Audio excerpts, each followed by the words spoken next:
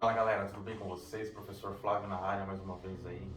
Hoje eu vim tratar sobre um tema que tem sido muito discutido, tem sido muito debatido, né? Diversas áreas também estão falando sobre esse assunto. E eu achei importante, pertinente trazer também aqui para o nosso canal para a gente estar aprendendo, para a gente estar se autoconhecendo. Enfim, hoje eu vou falar sobre a síndrome do pato. Eu não sei se você já ouviu falar, se você conhece um pouquinho sobre essa síndrome. O que seria essa síndrome? Todo mundo conhece o pato, todo mundo já viu esse animalzinho por aí em algum lago, em algum parque, talvez em algum sítio, né? Pertinente às regiões que a gente consegue encontrá-lo com facilidade. O que é isso? O que é essa síndrome? Por que ela está tão falada? Por que está sendo tão debatida? O que tem em torno? O que gira no entorno disso? Gente, presta atenção. O pato é um animalzinho entre diversos animais que ele possui algumas características peculiares. Por exemplo, ele nada, ele caminha e ele voa. Ele faz diversas coisas, só que nenhuma das atribuições às quais ele se propõe a fazer, ele faz muito bem. Ele não é um nadador exímio, ele anda com dificuldade, ele anda, dá até a impressão que ele está rebolando, ele tem um andar meio atrapalhado. Ele não pode correr porque ele possui nadadeiras e ele pode tropeçar nessas nadadeiras.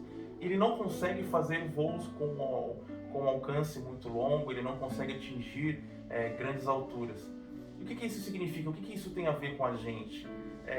A gente tem um problema, principalmente nessa nova geração, nessa geração atual. É uma geração que se propõe a fazer de tudo um pouco.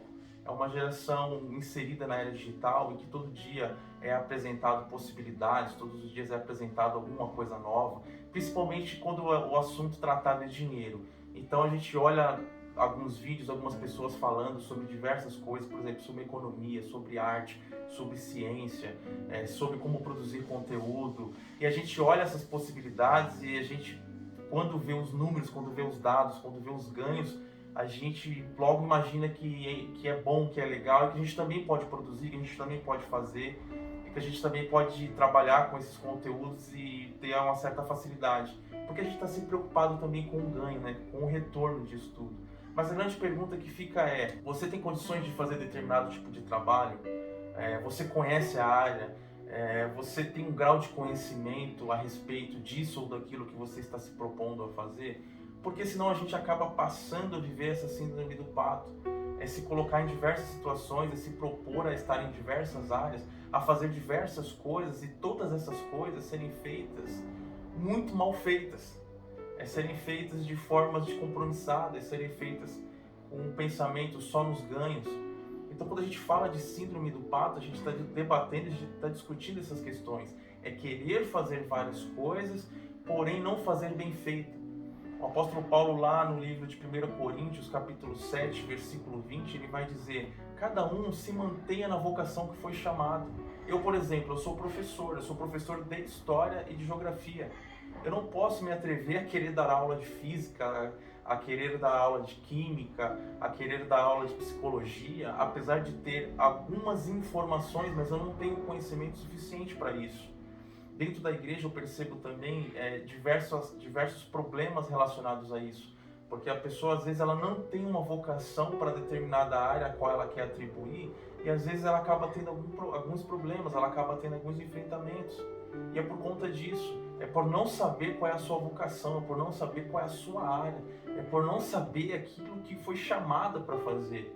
Então toma cuidado, não tenta fazer diversas coisas, não tenta fazer milhares de coisas. Busque fazer algo que você ama, busque fazer aquilo que você é apaixonado, aquilo que você vai se comprometer, aquilo que você vai buscar ter consistência. E de certa forma, aquilo que você de fato ame.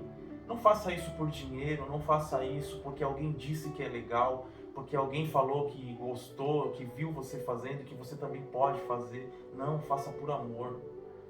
Faça por amor, aprenda a amar aquilo que você foi chamado, aquilo que você foi vocacionado, aquilo que você foi despertado a fazer.